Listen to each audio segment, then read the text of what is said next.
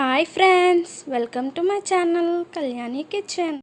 Hi friends, ఈరోజు మనము bread omelette చేసుకుందాము. 2 eggs తీసుకున్నాను ఫ్రెండ్స్. 2 eggs వేసేసుకోవాలి. ఫస్ట్ 1 pinch పసుపు.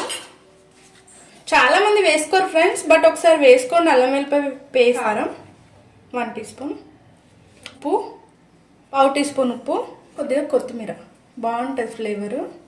వేసుకొని బాగా బీట్ చేసుకోవాలి ఫ్రెండ్స్. ఎంత బాగా బీట్ చేసుకుంటే మనకి ఎగ్ అంత ఫ్లఫీగా వస్తుంది.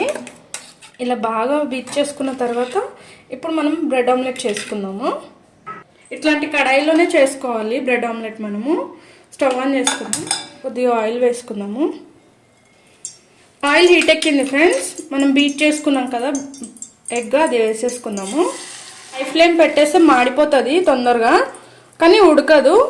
ఇలా ఫస్ట్ మనం బ్రెడ్ని పెట్టేసుకొని ఇంకో వైపుకి పెట్టుకోవాలి, టర్న్ చేసుకోవాలి.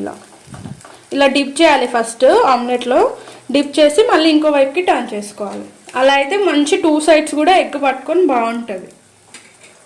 ఖచ్చితంగా అనేది వెళ్ళిపోయిన తర్వాత ఇంకో వైపుకి టర్న్ చేసుకోవాలి, లేదంటే తొందరగా ఎగ్ కలర్ వచ్చేస్తుంది ఫ్రెండ్స్.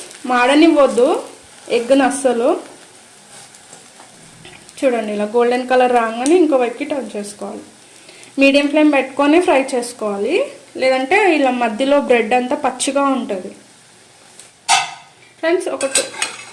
చూడండి, గోల్డెన్ కలర్ వచ్చేసింది. ఇలా ఫ్రై చేసుకోవాలి గోల్డెన్ కలర్ వచ్చే వరకు. అలా అయితే బాగుంటుంది మనకి. ఇప్పుడు తీసేసుకుందాము. అయిపోయింది, బ్రెడ్ ఆమ్లెట్ రెడీ అయిపోయింది. మీరు కూడా ఒకసారి ట్రై చేసి మీకు ఎలా అనిపించిందో కమెంట్ బాక్స్లో కమెంట్ చేయండి ఫ్రెండ్స్. చాలా బాగుంటుందో ఒకసారి ట్రై చేయండి. నేను చూపించే ప్రాసెస్లో తప్పకుండా నచ్చుతుంది. చూడండి, లోపల కూడా అసలు పచ్చిగా ఉండదు. చూసారా, మంచి కుక్ అయిపోతుంది. అసలు పచ్చిగా అన్నదే ఉండదు. చూడండి, మీరు కూడా ఒకసారి ట్రై చేయండి ఫ్రెండ్స్. చేసే రెసిపీస్ నచ్చినట్లయితే please subscribe to my channel. అలాగే ఒక లైక్ కొట్టండి friends. Thank you for watching.